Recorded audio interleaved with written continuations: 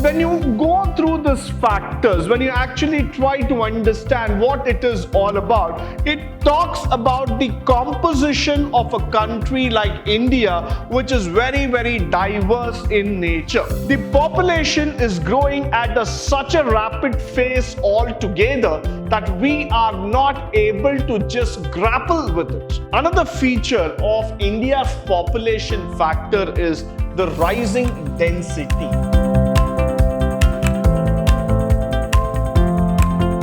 Good morning and welcome to the second session in Chapter 1, Unit 1, first semester B.Ca, Pre-Reforms of Indian Economy, where we are going to talk about the demographic features.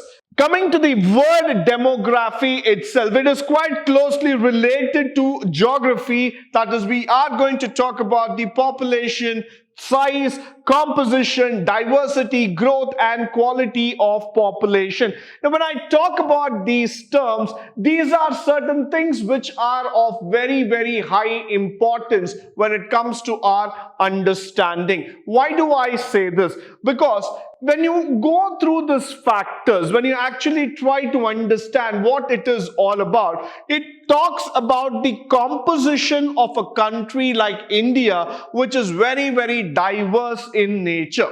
Now, when you talk about 140 crore population in this country, you need to understand that the 140 crore people are unique. They are intellectually supernatural altogether. So we are talking about that basic understanding here of how population problem is specific to a country, and one needs to have a complete knowledge regarding the basic features.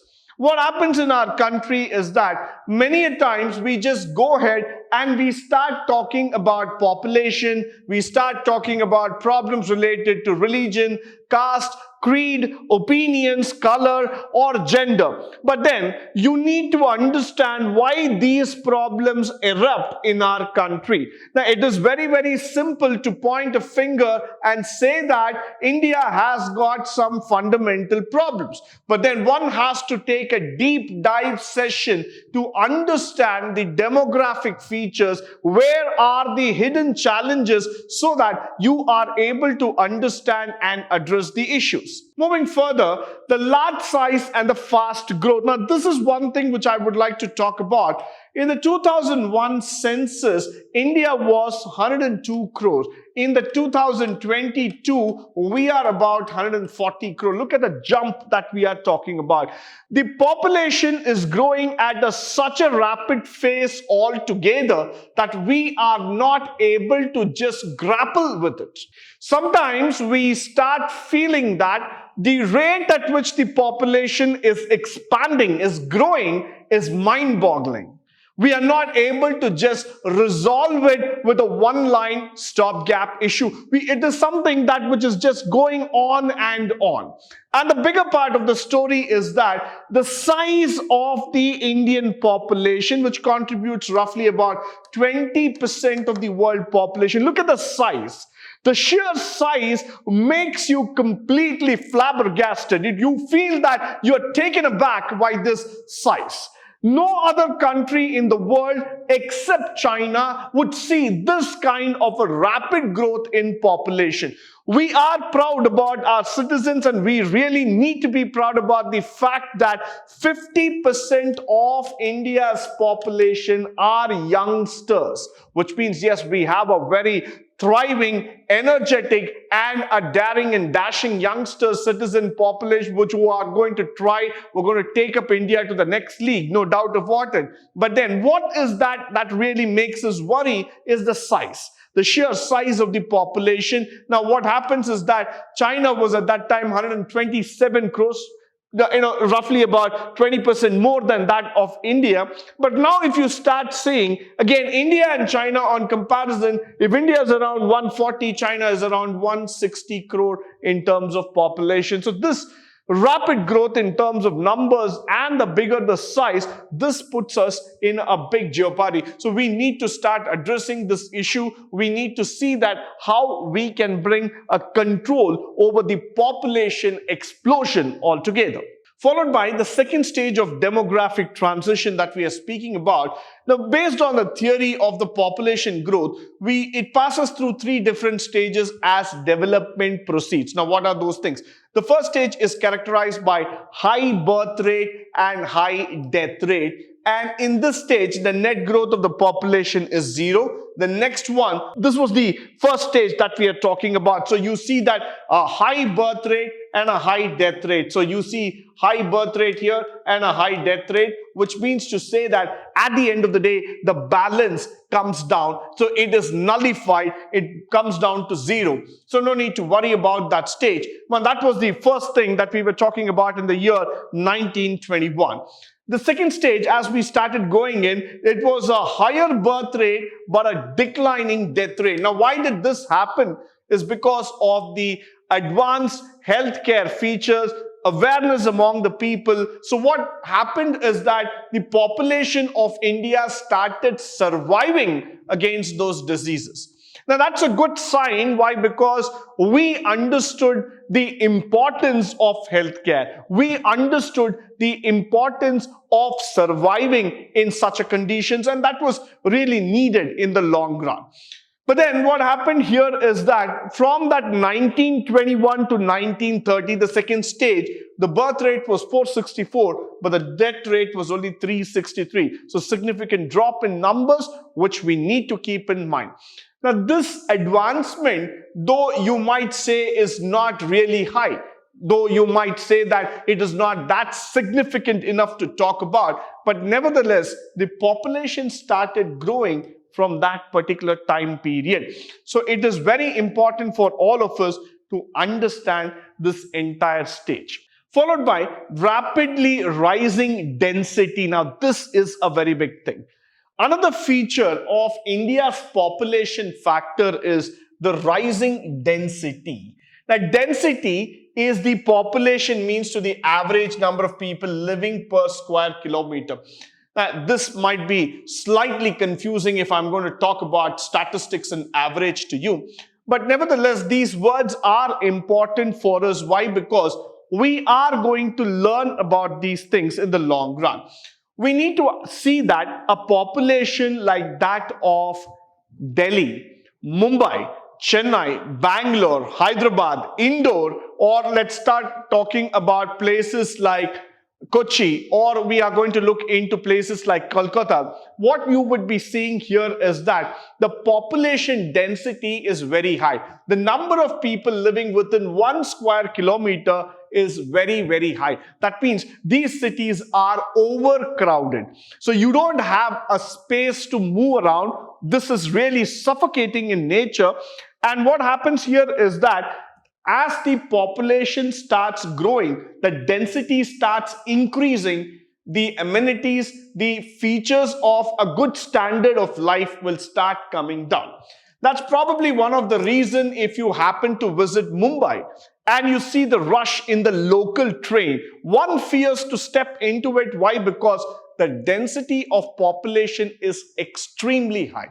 So that is probably the reason why people start thinking about why we need to migrate out of India, why we need to go to those places which are safer, which have a better living condition, which are good enough in terms of living. Now, this is something that is very, very interesting for all of us to understand and take forward.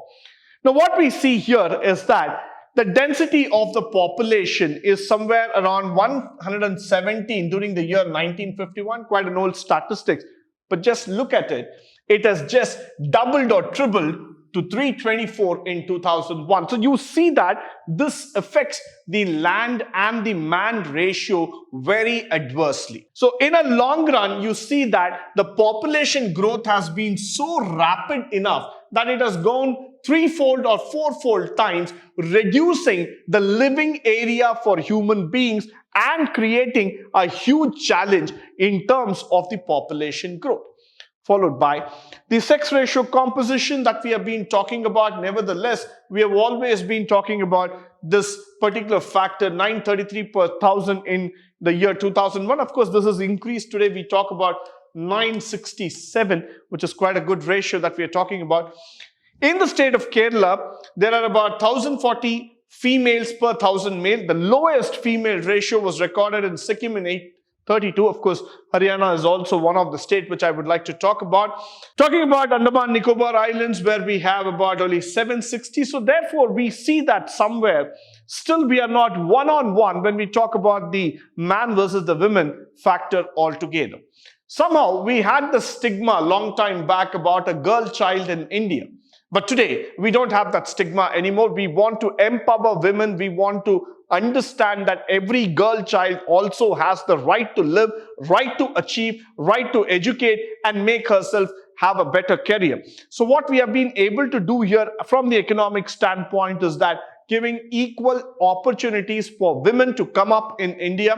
So that's how the sex ratio has improved in terms of comparison. And we've also seen that women are now grabbing the center stage. We have now gone to the level of understanding the maturity of understanding the equality factors have also started going up in India, which is definitely going to play a favorite role in terms of positioning ourselves as a better country globally. Followed by the bottom heavy age structure. So as you start going down, now when you start looking into the ratio of person 0 to 14, that was relatively high in 2001 census. Children below 14 years were 35.6%. The figure is lower than the figures of the previous year. But then now when you start seeing this age category, 18 to 30, India has got almost 50% of its population here, which is a very, very important and a significant factor. Why? When you compare India against European countries like Denmark, Poland, Norway, Netherlands, or Finland, all these countries have a problem of aging population. In that sense, I would also like to include Japan, which also have got people who are highly aged. Now, for a country, when the population starts aging faster and they're not able to replace it with younger, dynamic working professionals, automatically the relative production starts coming down.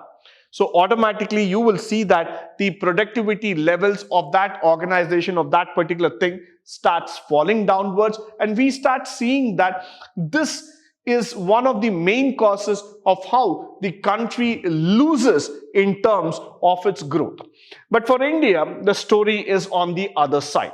India has been able to see that the young and the teenage based population has been significantly growing all across the country. Plus, we have also been able to see that the teenagers have started getting onto a larger gang, and now the working population, typically if I start seeing 18 to 40, all these people have been able to contribute much towards the growth and development. So definitely India is now going up the ladder. It's moving up the pyramid cycle altogether, and we would be able to get a better working population altogether. Now, predominance of rural population, we all know that in 2001, the rural population was 72.2% and the urban population was 27.8. Slightly as we move towards 2022, we see that the reduction in terms of rural population and moving in terms of the urban population.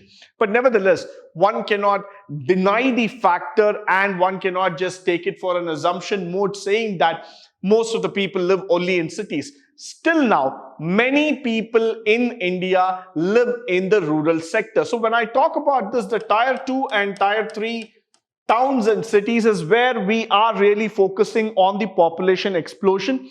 There's been a lot of development on the rural front in the upcoming years. So economically speaking, now the population is also bulging in those particular cities.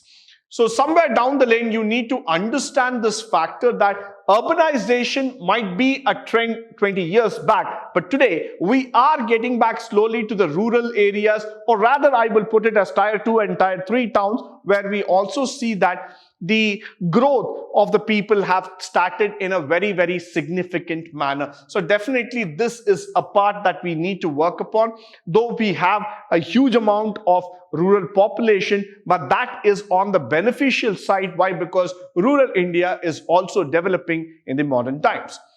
Now, the low quality population, this is one thing that might sound negative to us apparently, but then what we need to see here is that it is not just about the birth rate and death rate. We are also trying to see a transition where we can see that the number of people that was featured in terms of the growth and the death rate, that is the number of people who had alive and the death that happened in 1921 to 30, the second phase that we are talking about, that actually started creating a set of population who were not really strong enough. And as we start going further, the immunity levels among the population has also started coming down. With this, I come to the end of this particular session. I hope and believe that all the resources shared through this session would be of great importance and value to you, both in terms of theory and also in terms of practical.